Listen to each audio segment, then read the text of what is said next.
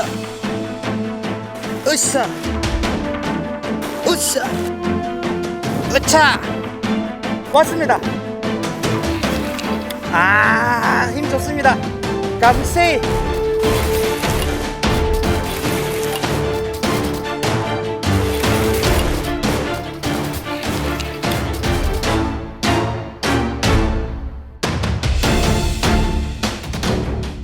와, 한 70m 흘러가서 물었어요. 감세이 힘 좋습니다.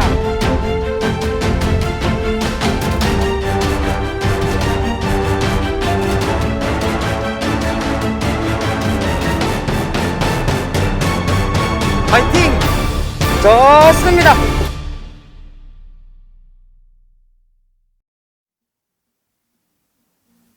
반갑습니다. 성골근 낚시 정충화입니다.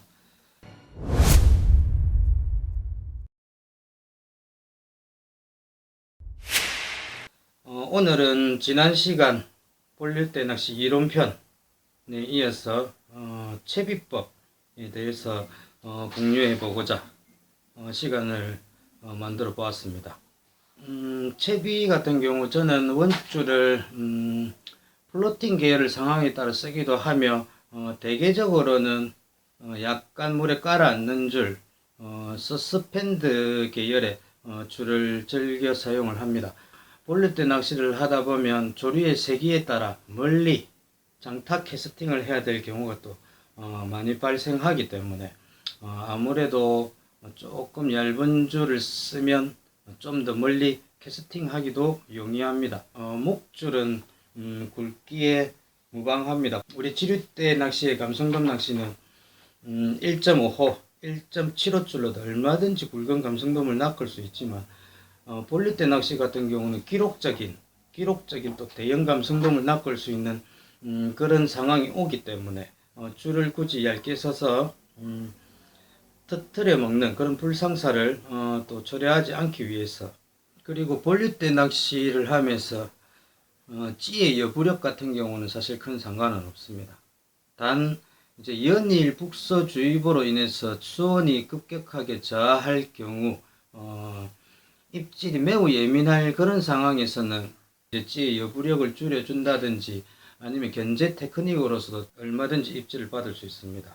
그리고 볼릴대 낚시를 하면서 수심파 같은 경우에 질문을 제가 많이 받았는데, 수심파이라기보다 먼저 알아야 할 점은 감성돔은 바닥고기임은 분명한데 바닥에 배를 깔고 미끼를 탐한다기보다 수중여가 있으면 또 수중여를 타고 먹이 활동을 하기 때문에 질질 끌려다니는 바닥에 완전 깔려있는 미끼보다 멀리서부터 이제 볼릴대 낚시는 밑밥과 미끼가 함께 날아오는데 그 밑밥과 미끼를 보고 감성돔은 무언가 하나가 톡 튀는 내 미끼가 톡 튀는 연출을 하면 그 미끼에 감성돔은 공격적인 고기이기 때문에 반응을 하면서 순식간에 낚아채기 때문에 저의 경험으로서는 대부분 수중여 근처에 가게 되면 견제를 통해서 바닥에서 약간 띄운다는 느낌을 받을 때 90% 그때 입질을 다 받았던 그런 경험이 있습니다. 때문에 우리가 내만권에서 하는 끌낚시 그런 형태가 아닌 볼릴대 낚시에서는 미끼가 바닥을 질질 끓는다는 느낌보다 밑밥과 함께 동조가 더 중요한 역할을 하게 됩니다.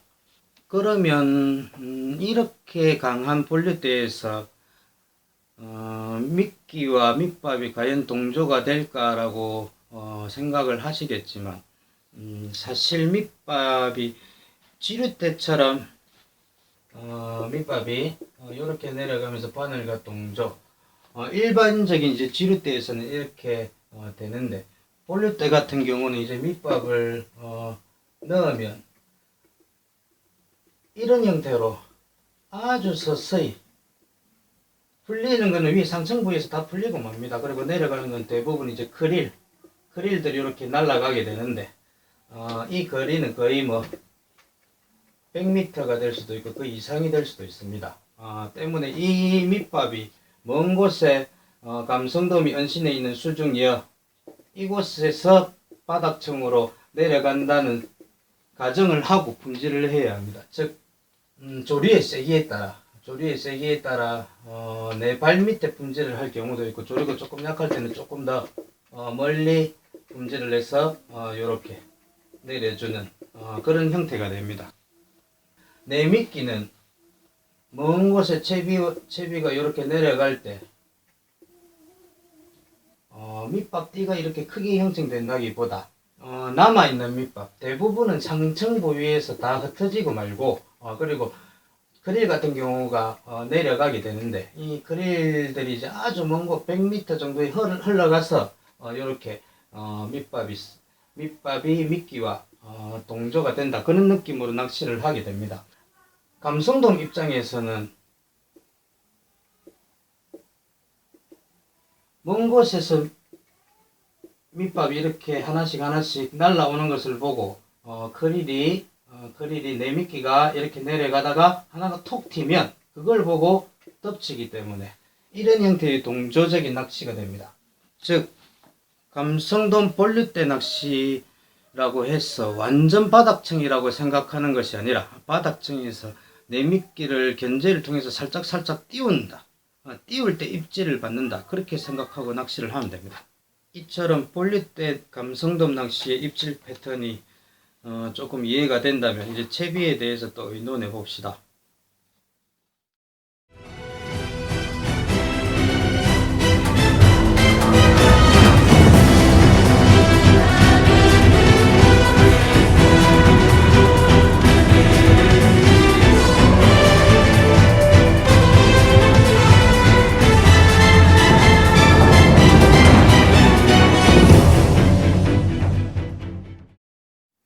저는 대개 고부력 반유동, 그리고 잠길지 낚시, 그리고 고부력 전유동 낚시를 이제 상황에 따라 본류대 낚시에서 즐겨 사용을 합니다.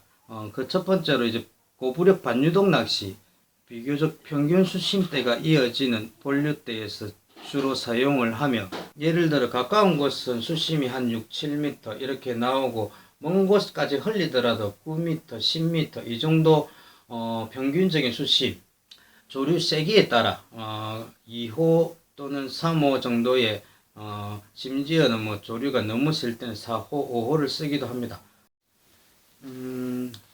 이 본류대 낚시에는 이렇게 여부력이 조금 있으면서 안정되게 채비를 보낼 수 있는 이런 어신줄을 주로 쓰게 되는데, 채비를 캐스팅하면 내 채비가 바로 앞에서 걸리지 않느냐, 이런 질문을 하실 텐데, 그렇지 않습니다.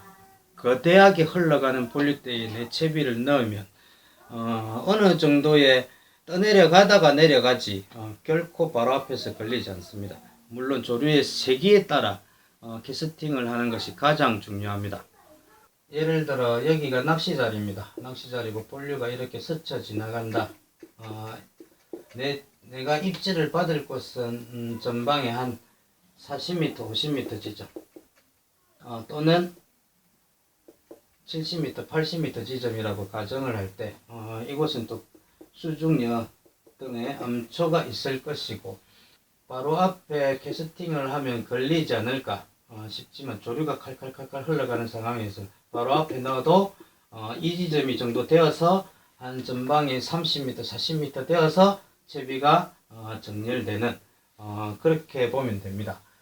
또는 본류가 조금 약할 때, 보통 이제 초물이든 끝물이든 그런 형태의 상황에서는 조류의 세기를 보고 캐스팅을 좀 더 멀리 캐스팅을 하면 조류가 조금 더 약하기 때문에 어느 정도의 수심점으로 캐스팅을 하면 또 채비가 이렇게 걸리지 않고 흘려보낼 수 있습니다. 채비를 보내면서 어느 정도의 수심층까지는 낚싯대를 들고 있는다든지, 그리고 뒷줄을 풀어준다든지, 그런 형태의 견제를 주면서 채비를 내리면 또 손쉽게 내릴 수 있습니다. 찌 안에 이렇게 구경이 있습니다. 어떤 찌는 좁을 수가 있고 어떤 찌는 또 넓은 그럴 수가 있는데, 이 원줄이 찌를 이렇게 통과하면서 저항, 줄의 굵기, 원줄의 굵기, 그리고 찌의 구경에 따라 저항이 각각 다르기 때문에 내채비를 밑채비를 자연스레 내리면서 또 열을 타고 넘으면서 입질 지점까지 보낼 수 있는 조류의 세기만 정확히 자신이 간파하게 되면 손쉽게 낚시를 할 수 있을 거라 생각합니다. 간단하게 생각하면 됩니다. 대상어는 멀리 있고 내 채비를 그곳까지 보내면 된다는 생각을 가지고 가까이부터 탐색하면서 먼 곳으로 보내는 것이 아니라 내 밑밥이 바닥청 지점이 이제 내려가는 곳부터 대상어가 있다는 생각을 가지고 채비를 내리면 그러면 얼마든지 도매 입질을 받을 수 있습니다. 왔다. 으쌰.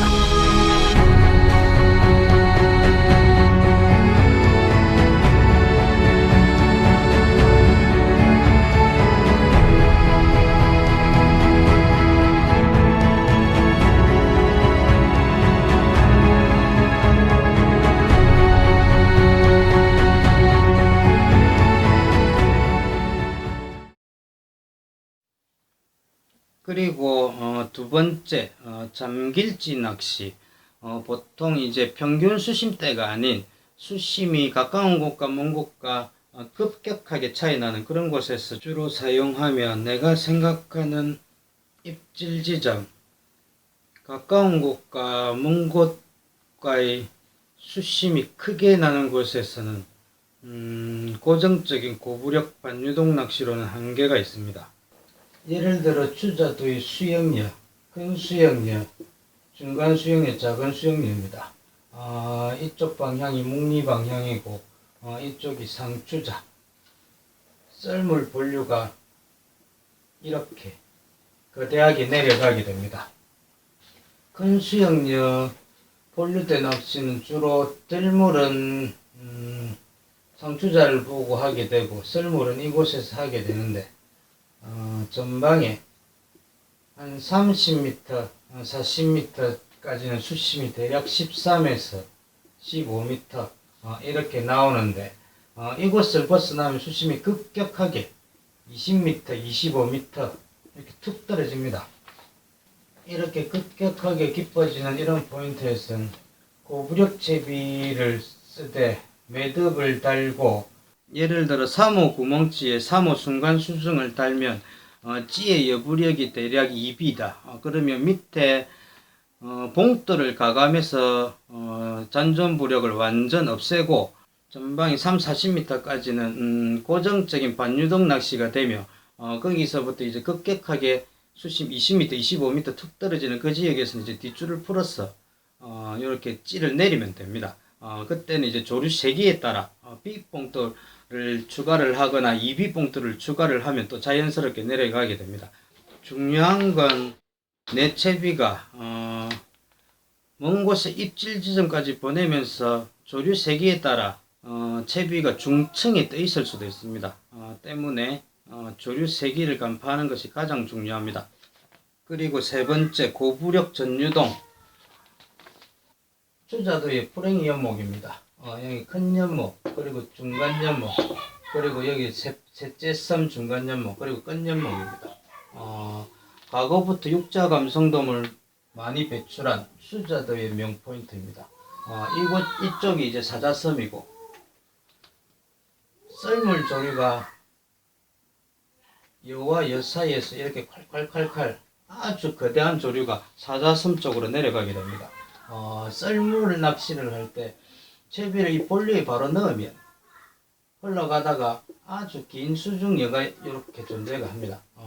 고정적인 채비에선 이 수중여 근처에서 채비가 걸리고 맙니다. 물론 조류가 아주 칼칼칼칼 흘러갈 때는 자연스럽게 이렇게 열을 타고 넘게 되는데, 보통 이거 포인트 같은 경우는 조류가 콸콸콸콸 흘러갈 때보다 시작되는 물 또는 죽는 물, 조류가 아주 방방하게 흘러가는 그 물에 초대형 감성돔이 이 뒤에서 무는데 이때는 이렇게 고정적인 채비를 하게 되면 채비가 수중에 걸리고 맙니다. 이럴 때 저는 주로 이제 고부력 전유동 낚시를 합니다.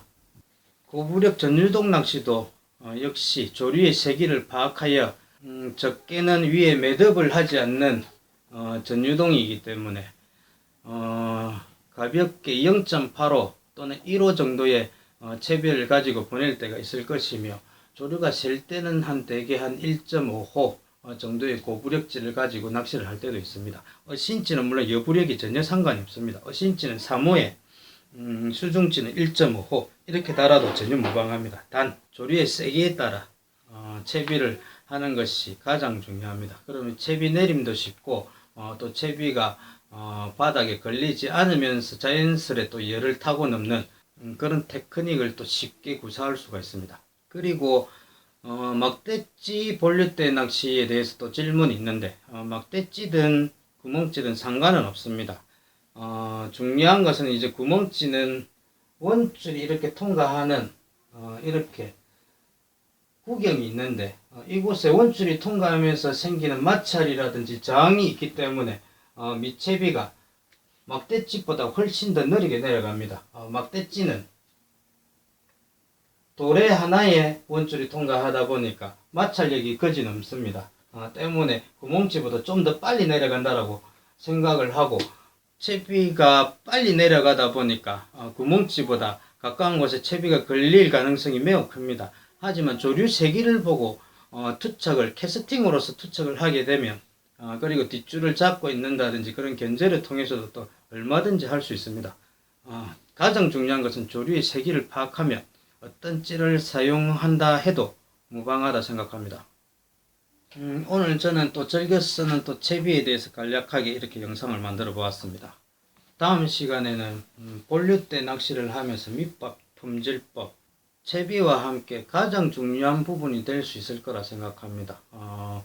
내 채비를 입질 지점에 보내는데 밑밥이 전혀 다른 곳으로 흐른다면 도움을 낚을 수 없습니다.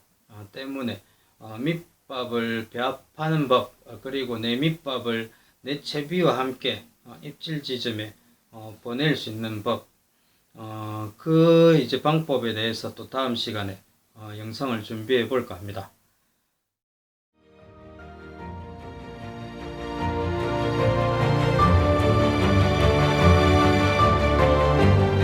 으차!